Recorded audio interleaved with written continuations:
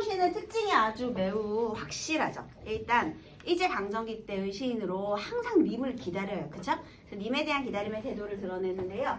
요 한용운 작가가 기다리는 님의 의미, 님에 대한 절대적인 믿음과 기다림. 보통 그래서 님의 침묵으로 대표작이 잘 알려져 있죠. 자, 한용운이 말하는 그러면 절대적인 믿음을 가지고 기다려야 하는 님의 존재는 무엇이냐? 첫 번째, 얘가 이제 학자거든요. 그러면 학자 입장에서는요, 항상 어떤 절대적인 진리를 깨닫는 순간을 기다려요. 예를 들면 니네들이 풀리지 않는 문제가 있어. 그래서 막 열심히 연구하다가 그것이 딱 풀렸을 때 그런 기쁨 이런 거 있을 수 있죠. 그래서 일단 첫 번째는 학자로서 우리 한용운의 인생을 본다면 진리에 대한 대답. 두 번째, 그냥 평범한 사람이다 라고 생각한다면 내가 기다리는 연인일 수 있죠. 그 다음에 불교 승려였던 한용운의 입장을 생각해보면 부처, 그러니까 절대적인 종교적 깨달음.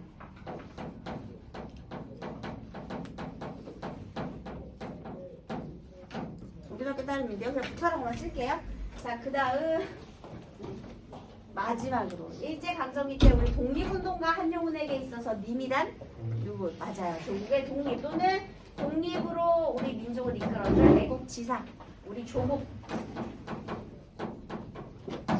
이런 것들이 되겠습니다. 그래서 언제나 항상 한용운 시에 등장하는 님의 의미는 똑같으니까요. 이런 것들을 기억해 보시고요.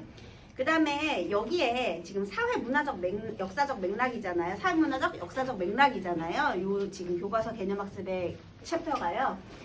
그러면 나중에 지금은 여기서 사회문화적, 그 다음에 역사적인 맥락 뭐 이렇게 되어 있지만 너네 옛날에 문학작품의 감상 방법에서 내재적 감상, 외재적 감상 이런 거 배웠잖아요. 그래서 그거에 따라서 내기가 너무 좋죠.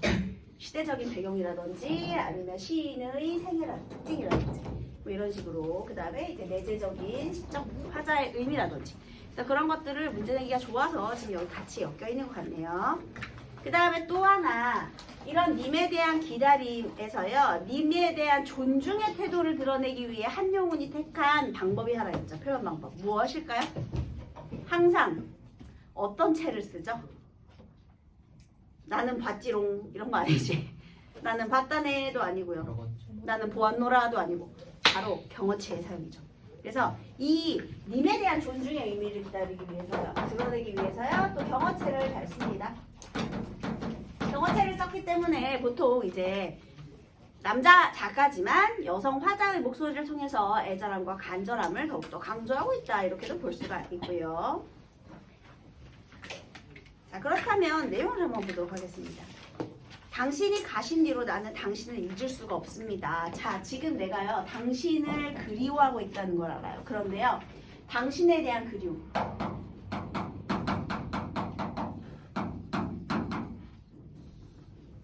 지금 내가 당신에 대한 그리움의 태도를 드러내고 있거든요. 못 잊는 건 그립다는 거잖아요. 그런데 까닭은, 그 이유는 당신을 위해서가 아니라 나를 위해서래요. 이게 무슨 소리일까?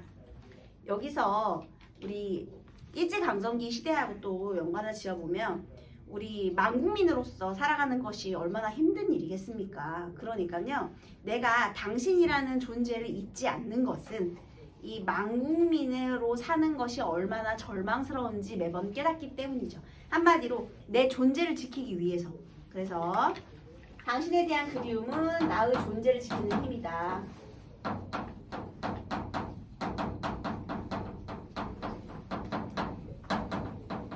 나를 위한 것이다. 나는, 자, 그러면 지금 내 상황이, 얘가 지금 눈물을 흘리고 있잖아요.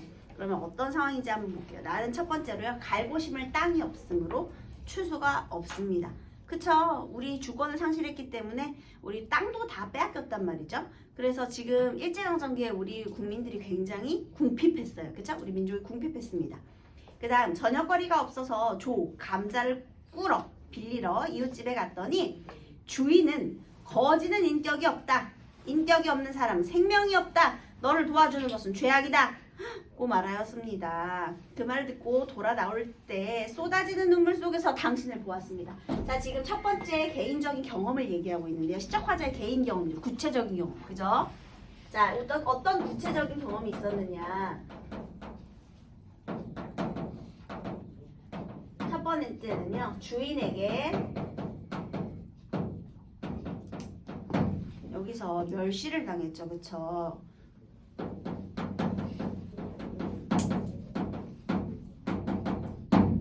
자, 주인이 나한테 뭐라고 불렀어요? 그지야 불렀죠. 그런데 그지는요, 인격도 없고요. 인격이 없으면 생명도 없대요. 이거 엄청난 무시죠. 그죠? 그래서요, 우리 당연히 주인은 뭐를 말하겠니? 일제를 말하겠죠. 그 다음에 거지는 뭘 말하겠니? 우리 민족을 말하겠죠. 이런 문제들이에요. 자, 그 다음에요. 어쨌든 지금 여기에서 우리 민족은 거지고요. 지금 얘는 땅도 없고 추수도 없는 매우 가난하고 궁핍한 상황이 되겠습니다. 그죠? 그 다음에요. 두 번째 상황. 나는 집도 없고 다른 까닭을 겸하여 민적이 없습니다. 민적은 호적이거든요. 여러분, 우리가 호적을 올리려면요, 민적을 올리려면요, 우리 신민이 돼야 되죠. 한국의 신민. 그러니까 신민이 되기를 거부하는 거예요. 새로운 시민, 그게 이제 신민이거든요. 그러니까 일제로 편입되기를 거부하는 거지. 그랬더니요, 민적이 없어졌어요. 난 그러니까 아직은 일본으로 들어간 건 아니라는 거죠. 그랬더니요, 민적 없는 자는 이번엔 인권이 없다. 자, 아까 전에 거지는 뭐가 없대요? 인격이 없다고 했죠. 자, 그런데 이번에는요, 인권이 없는 너에게 무슨 정조냐 하고 능욕하려는 장군이 있었습니다. 두 번에 장군에게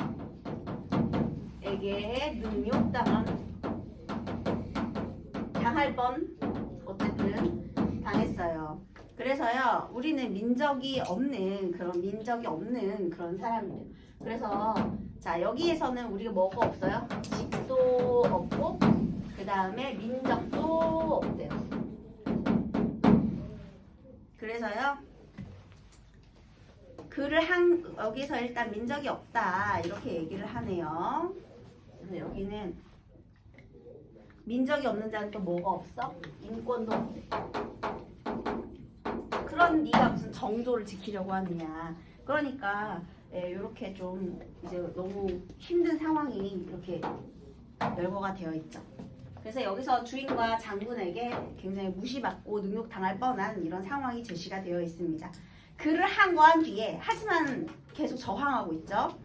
남에게 대한 격분이, 얘들아, 남에 대한 격분. 그래서 지금 시적화자는요, 남에게 격분. 자, 이 남에 대한 격분은 뭘 말하겠니? 일제에 대한 분노겠죠. 분노가요. 그 다음에 스스로의 슬픔으로 화하는 찰나에, 스스로의 슬픔. 처음에는 일본한테 화를 내다가요, 이게 다 내 탓인가? 내 팔짱가? 그래서 이제는 자책까지 하게 되는데, 그때 그런 순간에 당신을 보았습니다.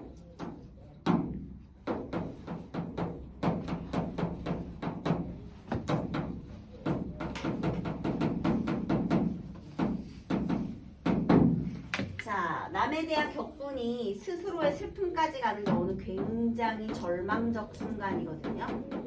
자, 절망적인 상황에서 떠올린 당신. 당신의 의미는 무엇일까요? 우리 조국. 그쵸? 그렇게 생각하면 되겠죠? 그러면 얘는 우리 조국이면서 우리의 희망일 수 있겠네요. 또는 뭐 절대자로 해석해도 되고요, 여러분. 여러 가지로 해석될 수 있죠. 중요한 것은 이 당신은 절망적인 상황을 견디게 하는 힘이 되는 거예요. 그쵸? 그래서요, 얘는 이 절망적인 상황을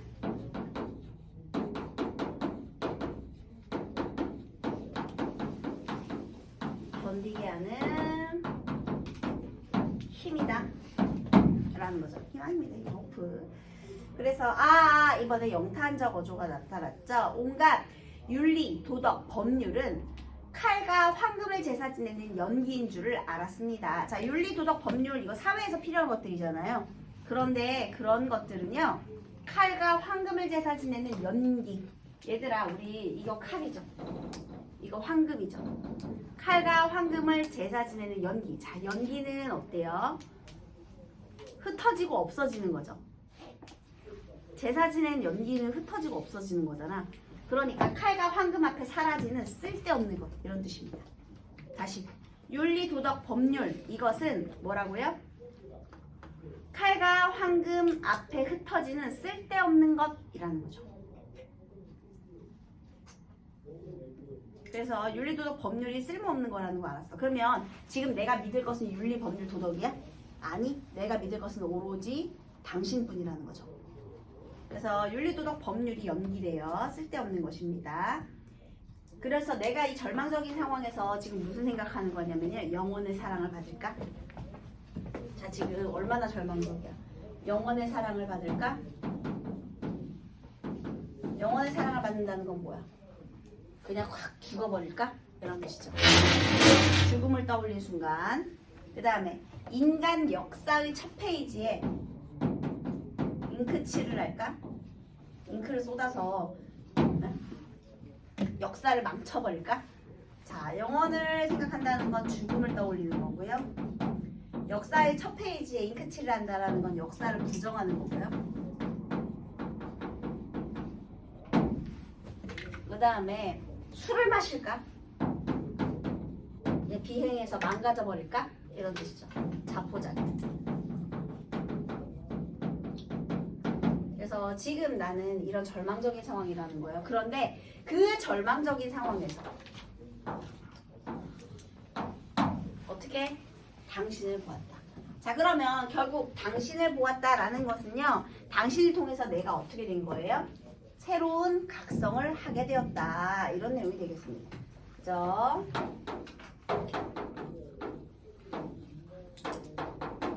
그러니까 다 포기한다는 거 아니야. 아니라는 거지. 당신 생각하면서 견디겠다는 거죠. 그러면 이 시적 화자는 의지를 가지고 있다고 볼 수가 있죠. 극복 의지가 있는 거지. 당신을 생각하면서 너무 절망적이지만 견뎌보겠다라는 거예요. 뭐 어려운 거 없죠, 여러분? 자, 그렇다면 특정 식구를 반복적으로 배치해서 시에 리듬감을 부여한다. 어때요? 맞아요. 뭘 반복했죠? 당신을 보았습니다. 그 다음 경어체를 사용하여 경건한 태도를 드러내는 것도 맞겠죠. 그런데 대화는 하지 않았어요, 여러분. 고백한 거지. 그 다음에 사회적 소통에 대한 의지도 아닙니다. 땡. 그 다음 2번. 한영훈의 시는 승려이자 독립운동가로서 그의 삶의 궤적과 연관하여 해석되는 경우가 많다. 특히 일제강점의 현실과 독립운동가로서의 그의 삶을 연관지어보면 그의 시에 빈번하게 등장하는 님, 당신은 조국을 의미하는 것이라 볼 수 있다. 또 시적 상황은 조국을 잃어버린 일제강점의 현실로 볼 수 있다. 당신을 보았습니다. 역시 이와 같은 관점에서 이해할 수 있으며 이를 시를 통해 조국과 국권 상실의 현실에 대한 인식과 태도를 알 수가 있는데요. 먼저 1번. 당신을 잊을 수가 없는 이유가 나를 위함이 많다고 하는 것은 국가의 존재 이유가 국민들의 필요에 있다고 생각하고 있다. 맞죠? 결국 있잖아요. 나라가 있어야 우리도 있는 거예요. 그걸 이제 다시 깨달았다는 거죠. 그러니까 맞는 소리. 땅이 없으므로 집도 없고 민족도 없다. 국권 상실의 역사적 현실에 대한 시의 인식 맞죠? 주권 상실했기 때문에 땅이 없어진 거죠. 쏟아지는 눈물 속에서 슬픔으로 화하려는 찰나 이 절망적인 순간 조국을 잃은 국민으로서 시인의 서러움이 확인이 됩니다. 윤리도덕 법률은 칼과 황금을 제사 지내는 연기인 줄에서 시인은 국권 상실의 원인을 나라의 윤리도덕 법률이 부재이기 때문에 무슨 소리예요. 지금 윤리도덕 법률은 부재하는 대상이 아니고요. 칼과 황금 앞에 아무런 쓸모가 없어진 것들이 되겠습니다. 땡! 그죠? 이해되셨죠? 칼과 황금 앞에서는 쓸모가 없는 거잖아. 영원의 사랑을 받을까? 인간 역사의 첫 페이지에 잉크질을 할까? 술을 마실까? 이건 정신적 방황과 갈등의 상황. 맞는 소리죠. 자, 문학작품에서는 창작된 시대의 사회문화적 배경이 담겨있기 마련이야. 그래서 이 시가 창작되던 시기에는 약자에 대한 인식과 태도가 매우 빈약했는데 사회적으로 우월한 위치에 있는 사람들이 가난한 사람과 여성의 사회적 약자를 모욕하고 능욕하는 모습이 나타나 있어.